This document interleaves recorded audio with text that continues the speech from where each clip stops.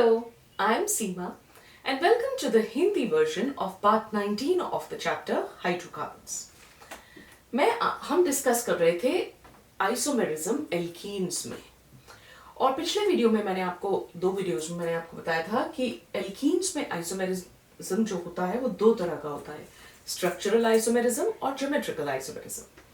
पिछले वीडियो में पार्ट 18 में मैंने आपको बताया कि ज्योमेट्रिकल आइसोमेरिज्म जो है वो दो तरह का होता है, सिस और ट्रांस आइसोमेरिज्म। सिस आइसोमर तब होता है जब एक एल्कीन में डबल बॉन्ड के आसपास जो ग्रुप्स होते हैं, अगर सिमिलर ग्रुप्स एक साइड पे आ जाते हैं तो उसको हम सिस आइसोमर बोलते हैं, और अगर सिमिलर ग्रुप्स ऑपोजिट साइड पे आ जाते हैं तो हम उसे ट्रांस आइसोमर बोलते हैं।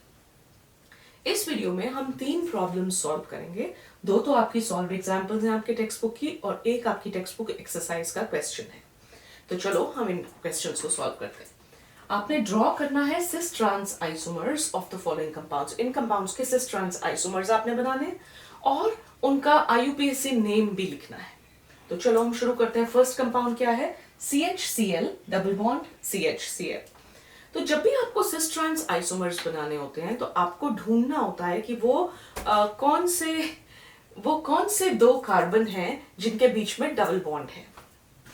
तो इन 2 कार्बन्स के बीच में डबल बॉन्ड है। तो चलो हम स्ट्रक्चर बनाएं कि एक ये कार्बन है और ये दूसरा कार्बन है जिनके बीच में डबल बॉन्ड है। और इन 2 कार्बन्स जिनके बीच में डबल बॉन्ड है, इनके साथ क्या अटैच्ड है? इनके साथ हाइड्रोजन अटैच्ड है या क्लोरीन अटैच्ड है। तो एक तरफ आपने हाइड्रोजन बना दिया, दूसरी तरफ आपने क्लोरीन बना दिया। एक तरफ हाइड्रोजन, दूसरी तरफ क्लोरीन। कितना इजी है कि आपको सिर्फ ये आइडेंटिफाई करना है कि वो 2 कार्बन कौन से हैं जिनके बीच में डबल बॉन्ड है, और फिर उन दोनों कार्बन्स के साथ कौन कौन से ग्रुप या एटम्स अटैच्ड है। उसे आइडेंटिफाई करने के बाद अगर सिमिलर ग्रुप्स एक साइड कर दिए तो सिस आइसोमर बन गया, और अगर उन्हें ऑपोजिट साइड कर दिया डबल बॉन्ड के तो वो ट्रांस आइसोमर बन गया। तो ये तो आपका एक आइसोमर बना। और दूसरा आइसोमर क्या हुआ? दूसरा आइसोमर होगा जिसमें हम कार्बन कार्बन में डबल बॉन्ड बनाएंगे, हाइड्रोजन एक तरफ, Cl एक तरफ, इसमें इस तरफ जो है Cl आ जाएगा और इस तरफ हाइड्रोजन आ जाएगा। मतलब हाइड्रोजन और क्लोरीन ऑपोजिट डायरेक्शन में है। अगर डबल बॉन्ड के इस तरफ हाइड्रोजन भी, क्लोरीन भी है, हाइड्रोजन भी है, इसमें डबल बॉन्ड के ऊपर सिर्फ हाइड्रोजन है और नीचे सिर्फ क्लोरीन है। ठीक है, तो अब इनका नाम लिखते हैं। ये तो है सिस आइसोमर। तो IUPAC नेम जो होता है वो दोनों का एक्चुअली सेम ही होता है क्योंकि कंपाउंड तो सेम है, सिर्फ उनकी ओरिएंटेशन में फर्क है। तो इसलिए जो मेन नेम है वो सेम रहेगा, लेकिन आप उसमें सिर्फ आइसोमर मेंशन कर दोगे। तो इसका नाम होगा सिस। ये तो हुआ सिस, और ये सिस, इस कंपाउंड का नाम क्या है? इसमें 2 कार्बन है तो ये इथीन है, और 2 सब्स्टिट्यूएंट्स लगे हुए हैं क्लोरीन्स, है ना। तो 1,2 डाइक्लोरो इथीन, है ना। तो ये हुआ सिस 1,2 डाइक्लोरो इथीन। ठीक है, सिस स्मॉल लेटर होता है सिस और ट्रांस का, और जो उसके बाद नेम जो होता है वो वैसे ही हम लिखते हैं जैसे हम IUPAC नेम लिखेंगे, सिर्फ सिस के बाद एक हाइफन लगा दिया हमने। तो इसका नाम क्या होगा? इसका नाम सिर्फ इतना फर्क होगा कि सिस को हम ट्रांस कर देंगे।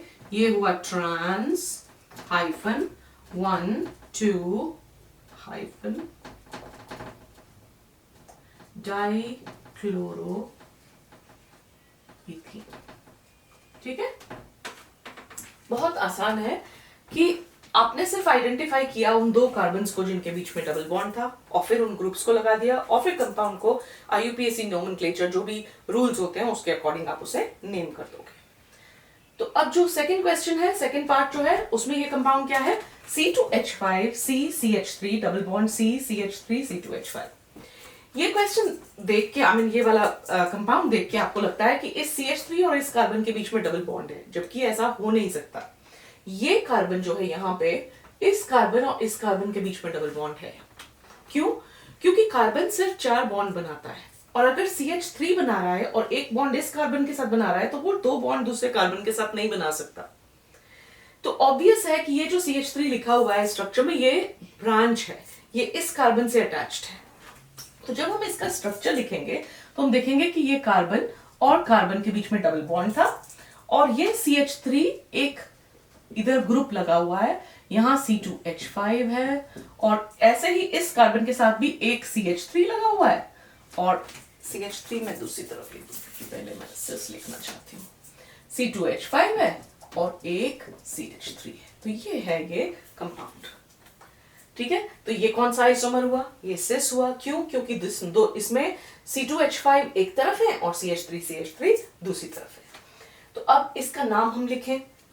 इसका नाम जब हम लिखेंगे तो हमें लॉन्गेस्ट चेन रूल के अकॉर्डिंग लॉन्गेस्ट चेन पहले वर्ड रूट ढूंढना है।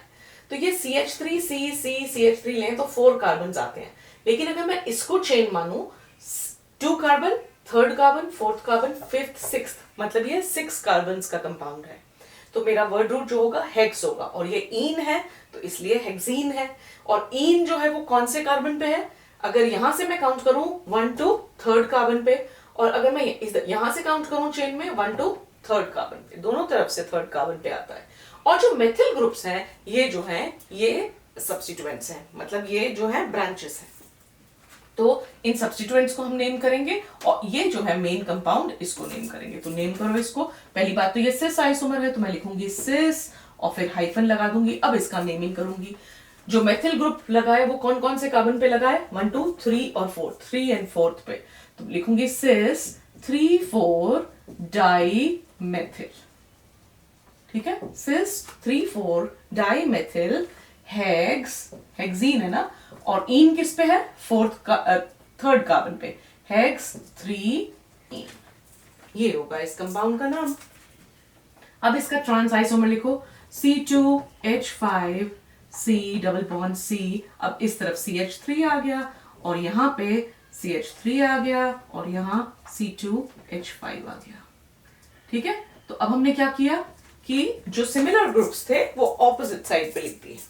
अब नाम कैसे होगा? नाम अब हम जब चेन वो नंबर ऑफ कार्बन ढूंढेंगे या लॉन्गेस्ट चेन ढूंढेंगे, तो अब हम ये 2 3 4 5 6 नाम वही रहता है, सिर्फ सिस और ट्रांस बदलता है।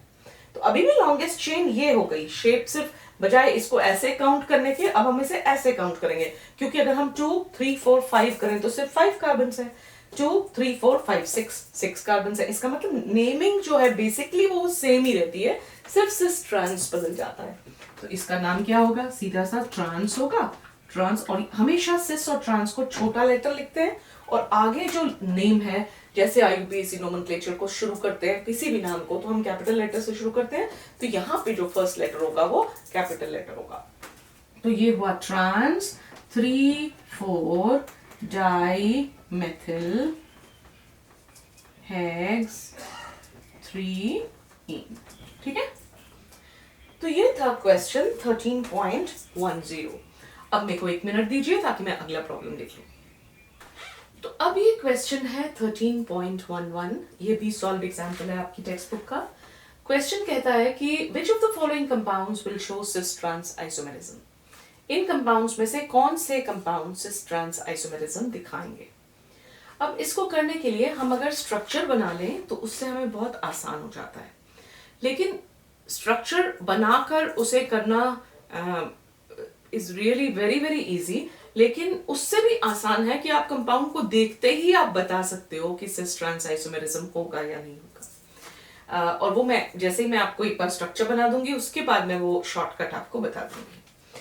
तो हम पहला कंपाउंड लेते हैं और चलो देखें कि इसमें सिस ट्रांस आइसोमेरिज्म होगा या नहीं। तो 2 कार्बन जिनके बीच में डबल बॉन्ड है उसको पहले हम बना लेंगे। Carbon carbon double bond. इस कार्बन के साथ क्या अटैच्ड है? CH3 अटैच्ड है और एक और CH3 अटैच्ड है, और इस कार्बन के साथ हाइड्रोजन अटैच्ड है और C2H5 अटैच्ड है। ठीक है, अब हम क्या देखते हैं कि ये तो एक आइसोमर बन गया। दूसरी तरफ हम क्या करते हैं कि इस एक साइड को हम फ्लिप कर देते हैं। चलो, तो ये हुआ CH3 C CH3 double bond C। अब यहाँ C2H5 इस डायरेक्शन में आ गया और हाइड्रोजन नीचे आ गया।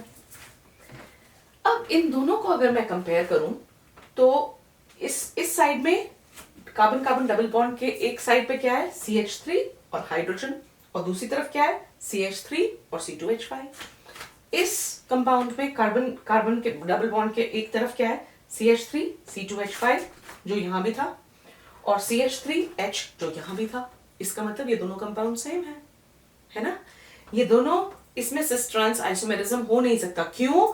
क्योंकि CH3 सेम ग्रुप है जो एक कार्बन से अटैच्ड है, तो अगर हम दूसरे को बदल भी देंगे तो भी वो तो सेम है ना, तो जो पेयरिंग है वो सेम ही रहेगी। जब भी डबल बॉन्ड के कार्बन्स के साथ कोई आइडेंटिकल ग्रुप लगा होता है तो वैसा कंपाउंड जो है सिस ट्रांस आइसोमेरिज्म नहीं दिखा सकता, क्योंकि अगर आप बना भी लोगे तो भी आपको दिख जाएगा कि ये सिस ट्रांस आइसोमेरिज्म नहीं है। तो इसलिए ये फर्स्ट कंपाउंड जो है ये सिस ट्रांस आइसोमेरिज्म नहीं दिखाएगा। सेकेंड कंपाउंड पे आओ, इसको अब देखते ही तुम समझ जाओगे। CH2 CBr2, मतलब दोनों कार्बन जो हैं इसके साथ दो हाइड्रोजन अटैच्ड हैं, इसके साथ दो ब्रोमीन अटैच्ड हैं, आइडेंटिकल ग्रुप्स दोनों तरफ। तो अगर हम स्ट्रक्चर बना भी लें सेकेंड कंपाउंड का तो हमें क्या मिलेगा, CH डबल बॉन्ड CBr। अगर मैं इसका दूसरा स्ट्रक्चर भी बनाऊं, मानो इसे मोड़ भी दूं, इसको इस कार्बन को टर्न कर दूं, ये Br ऊपर लिख दूं, ये Br नीचे लिख दूं, तो भी मैं बिल्कुल सेम स्ट्रक्चर बनाऊंगी।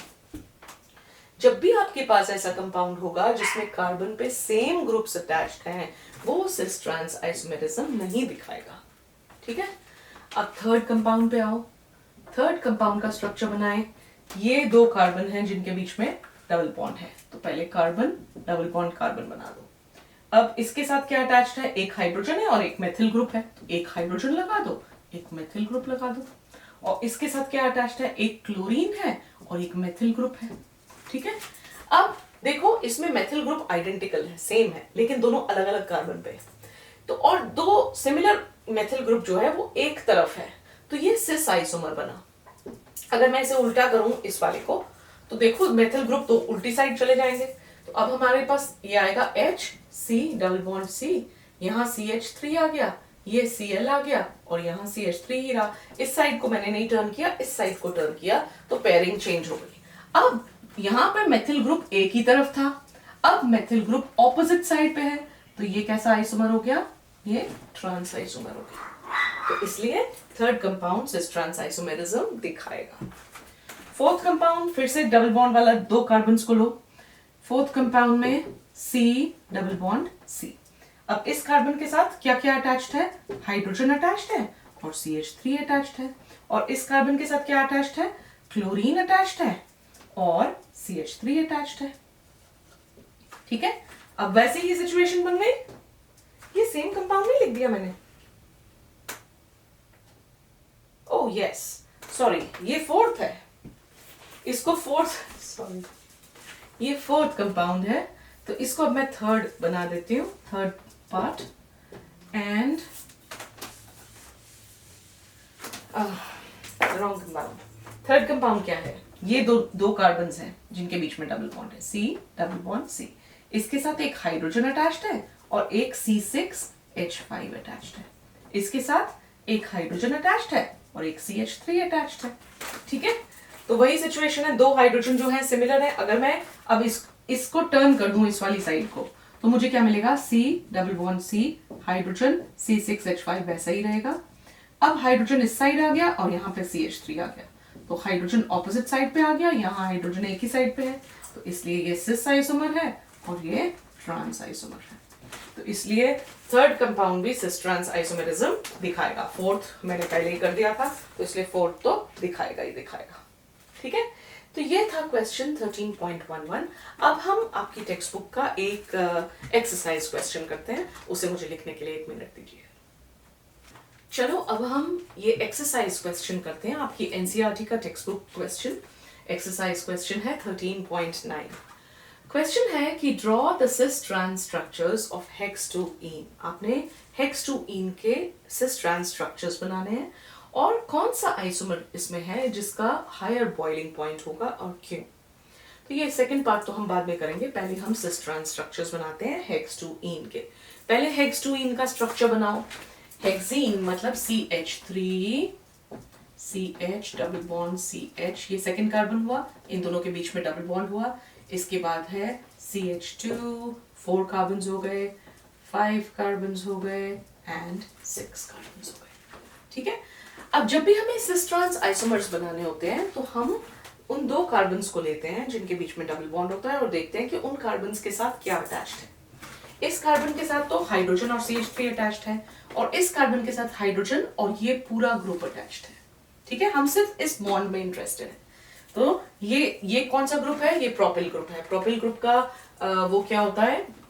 एल्किल ग्रुप का जनरल फॉर्मूला क्या होता है? CnH2n+1। तो ये C3H2n is 6 + 1 7, so C3H7 है। तो हम इसका स्ट्रक्चर बनाएं पहले, C डबल बॉन्ड C। ठीक है, इसके साथ एक तो है हाइड्रोजन और एक है CH3, और यहाँ पे क्या है? एक तो है हाइड्रोजन और दूसरा क्या है? C3H7। तो ये तो बन गया सिस आइसोमर। ये है सिस हेक्स 2E। ठीक है, अब ट्रांस बनाओ। ट्रांस में कार्बन, हाइड्रोजन और CH3 को ऐसे ही रखो, और इस कार्बन के हाइड्रोजन और C3H7 को वो कर लो, स्विच कर दो। तो C3H7 हो गया और ये H हो गया। ये देखो, हाइड्रोजन हाइड्रोजन सिमिलर ग्रुप था, एक साइड पे पड़ रहा था तो ये सिस आइसोमर था। हाइड्रोजन हाइड्रोजन सिमिलर ग्रुप है, ये ऑपोजिट साइड पे पड़ रहा है, इसलिए ये ट्रांस आइसोमर है। तो ये हुआ ट्रांस हेक्स 2E। ठीक है, ये तो बन गए दोनों आइसोमर्स।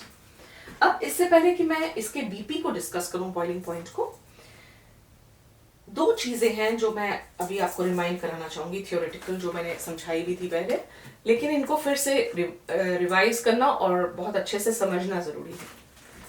जब भी कोई सॉलिड होता है, अगर जो सिस ट्रांस आइसोमेरिज्म दिखाता है, तो सॉलिड के केस में वो मेल्ट होता है, तो मेल्टिंग पॉइंट जो होता है वो देखा गया है कि ट्रांस आइसोमर का मेल्टिंग पॉइंट हायर होता है। ठीक है, और अगर कोई सिस ट्रांस आइसोमेरिज्म कोई लिक्विड दिखा रहा है तो उसका बॉइलिंग पॉइंट जो है वो सिस आइसोमर का हायर होता है। इसका रीजन क्या होगा? पहले आते हैं सॉलिड।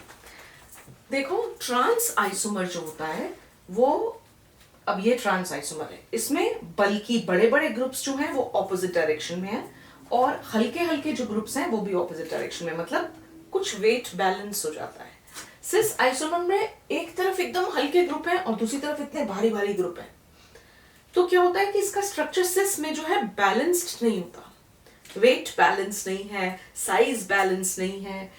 और ट्रांस आइसोमर में वेट बैलेंस भी थोड़ा ज्यादा है और स्ट्रक्चर जो है साइज बैलेंस भी है, बड़ा ग्रुप छोटा ग्रुप छोटा ग्रुप, तो थोड़ा सा एक तरफ पे एक बड़ा एक छोटा, एक बड़ा एक छोटा, थोड़ा सा बैलेंस स्ट्रक्चर होता है। जितना स्ट्रक्चर बैलेंस्ड होगा उतनी मॉलिक्यूल की पैकिंग अच्छी होगी, तो ऐसे सॉलिड की पैकिंग एफिशिएंसी ज्यादा होती है, पैकिंग एफिशिएंसी ज्यादा होती है। ठीक है, अगर इसकी पैकिंग एफिशिएंसी ज्यादा है, तो अगर ये ज्यादा अच्छे से पैक हुआ तो ये सॉलिड जो है ज्यादा स्टेबल है। अगर इसकी पैकिंग एफिशिएंसी ज्यादा है तो ये ज्यादा स्टेबल सॉलिड है। अगर स्टेबल है तो इसके मॉलिक्यूल्स को अलग करना मुश्किल है। मुश्किल है मतलब अगर आप अलग करोगे तो आपको इसको ज्यादा हीट देनी पड़ेगी, तो इसलिए ट्रांस आइसोमर का मेल्टिंग पॉइंट हायर होता है। सिस आइसोमर तो पहले से ही इम्बैलेंस्ड है, बहुत अच्छा पैकिंग एफिशिएंसी नहीं है, आप उसे हीट करोगे तो वो आसानी से मेल्ट हो जाएगा। ठीक है, तो इसलिए ट्रांस आइसोमर का मेल्टिंग पॉइंट हायर क्यों होता है? क्योंकि सॉलिड्स में उनकी ट्रांस आइसोमर की जो पैकिंग एफिशिएंसी होती है वो बेटर होती है, और इसलिए वो उनका मेल्टिंग पॉइंट हायर होता है। अब अगर लिक्विड हो, जैसे ये इस एग्जांपल में हेक्सीन में, अगर लिक्विड हो तो उसके बॉइलिंग पॉइंट पे क्या असर होता है? बॉइलिंग पॉइंट पे देखा गया है कि सिस आइसोमर का बॉइलिंग पॉइंट हायर होता है। उसका रीजन क्या है कि सिस आइसोमर में ये देखो कि मेथिल ग्रुप और ये प्रोपिल ग्रुप जो है ये इलेक्ट्रॉन डोनेटिंग ग्रुप्स हैं, तो ये इलेक्ट्रॉन्स को पुश करते हैं कार्बन की तरफ। तो दोनों ने मिलके पुश किया तो एक डाइपोल मोमेंट क्रिएट हो गया। दोनों में जो पोलैरिटी क्रिएट कर रहे हैं वो दोनों की डाइपोल मोमेंट ऐड हो जाएगी, और इस मॉलिक्यूल की नेट डाइपोल मोमेंट जो है वो जीरो नहीं होगी, थोड़ी ज्यादा होगी, जीरो से ग्रेटर देन जीरो होगी। ठीक है, I should say not equal to 0, I should say it will be greater than 0. ठीक है, अब ये जो मॉलिक्यूल है इसमें क्या होगा कि ये मेथिल ग्रुप इस तरफ पुश कर रहा है इलेक्ट्रॉन्स को और ये प्रोपिल ग्रुप इस तरफ पुश कर रहा है, दोनों आपस में ऑपोजिट डायरेक्शन में पुश कर रहे हैं, तो एक दूसरे के इफेक्ट को कैंसिल कर रहे हैं। अगर एक दूसरे के इफेक्ट को कैंसिल करें, टोटली कैंसिल नहीं करेंगे क्योंकि ये दो अलग ग्रुप हैं तो इनका डाइपोल मोमेंट अलग अलग होगा, लेकिन जो भी होगा वो एक दूसरे का जो डिफरेंस होगा बहुत कम होगा।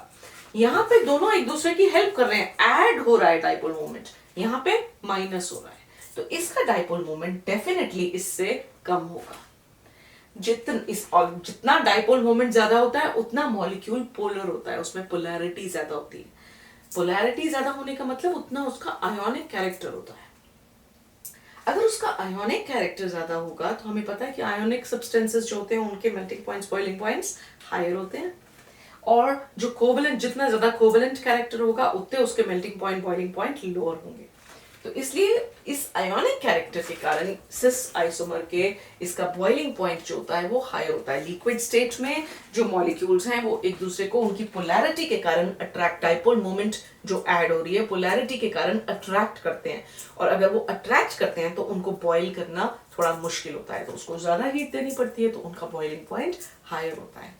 और सिस ट्रांस आइसोमर में जो है वो आपस में कैंसिल कर रहे हैं, उतनी पोलैरिटी है नहीं, सब लड़ाइयां चल रही हैं, एक इधर पुश कर रहा है, एक उधर पुश कर रहा है, एक दूसरे को कैंसिल कर रहे हैं, तो इसलिए इसे बॉइल करना, पहले ही मॉलिक्यूल में बहुत ज्यादा अट्रैक्शन नहीं चल रही है आपस में क्योंकि positive negative poles proper create नहीं हो रहे, तो इसका जो बॉइलिंग पॉइंट है वो जो है वो लोअर होगा ट्रांस आइसोमर का। सिस आइसोमर का बॉइलिंग पॉइंट हायर होगा, ठीक है, because of the dipole, higher dipole moment of the cis isomer. Due to higher dipole moment it is more polar in nature. तो ये थे ज्योमेट्रिकल आइसोमेरिज्म और isomerism in alkenes, और इसके साथ और आपको ये भी समझ में आया कि इनकी कौन सी प्रॉपर्टीज के कारण क्यों इस सिस ट्रांस आइसोमर में उनकी फिजिकल प्रॉपर्टीज डिफरेंट होती हैं। तो इसके साथ ही मैं इस वीडियो को रैप अप करूंगी। इसके बाद हम अगला टॉपिक करेंगे जो होगा प्रिपरेशन ऑफ एल्कीन्स। और अगर आपको इस चैप्टर के और वीडियोस देखने हैं तो ऊपर वाले लिंक को क्लिक कीजिए, और अगर मेरा वीडियो आपको हेल्पफुल लगा तो थम्स अप दीजिए, सब्सक्राइब कीजिए मेरे चैनल को, रेकमेंड कीजिए अपने फ्रेंड्स को, और आओ मेरे साथ बार बार केमिस्ट्री पढ़ने के लिए। Thank you for watching, bye bye for now.